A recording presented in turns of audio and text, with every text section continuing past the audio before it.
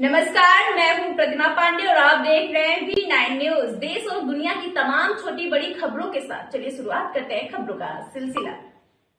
पंचायत चुनाव में प्रत्याशियों ने प्रचार कर रहे जोरदार तरीके से। आज जहां सारी पार्टियां अपनी अपनी पार्टी का प्रचार जोरदार तरीके से चला रही हैं, वहीं बीजेपी भी अपना पार्टी का प्रचार करने में लगी है।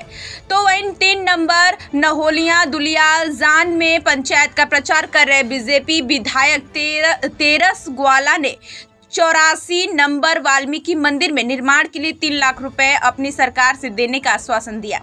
विधायक तेरस ग्वाल ने साथ ही 145 महिलाओं को अरुणोदय दिलाने का भी वादा किया। साथ ही विधवा महिलाओं को भी अरुणोदय में पंजीकरण करने को कहा।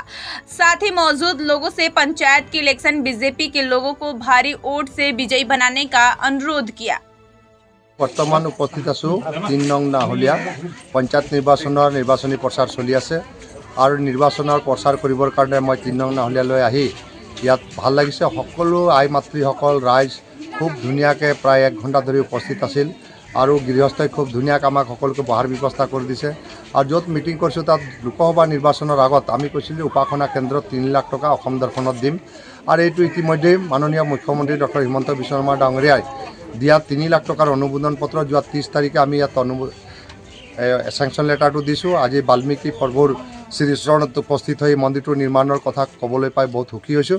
অহা 2 তাৰিখে অনুষ্ঠিত হ'বলগীয়া পঞ্চায়ত নিৰ্বাচনত ভাৰতীয় জনতা পাৰ্টিৰ জিলা পৰিষদ, ভাৰতীয় জনতা পাৰ্টিৰ এপি মেম্বাৰ অৰ্থাৎ আঞ্চলিক পঞ্চায়তৰ সদস্য প্ৰাৰ্থী 2গৰাকী থাকিব। পদুম ফুলত ৰাইজে ভোট দিব আৰু এগৰাকী আমাৰ ভাৰতীয় জনতা পাৰ্টিৰ সমৰ্থিত এগৰাকী ৱাৰ্ড মেম্বাৰ আছে হৰিনাথ গগৈক আমি সূৰ্যক চিনত ভোট দি আমি জয়যুক্ত কৰিব লাগিব। তাৰ কাৰণে সকলো ৰাইজ মাৰ বান্ধি ওলাইছে আৰু আমাৰ ইয়াত ৱাৰ্ড মেম্বাৰ আৰু কাউন্সিলৰ আৰু জিলা পৰিষদ সকলোৱে জিকিব, এইটো নিশ্চিত হৈছে। ইয়াত ৰাইজৰ উপস্থিতি, তেওঁলোকৰ সহযোগিতা আৰু এতিয়া আমি প্ৰতিয়ন গৈছোঁ যে নিশ্চয় আমি 11 তাৰিখে যি ৰিজাল্ট আহিব আমি ইয়াত জয়যুক্ত হ'ম আৰু নাহলীয়া পঞ্চায়ত, ধুবুৰীজান পঞ্চায়ত ভাৰতীয় জনতা পাৰ্টিয়ে গঠন কৰিব। ইতিমধ্যে ইয়াত 145গৰাকী মহিলাক আমি অৰুণোদয় ফৰ্ম ফিল আপ কৰিছোঁ, চবেই পোৱা নাই, 145গৰাকী পাব।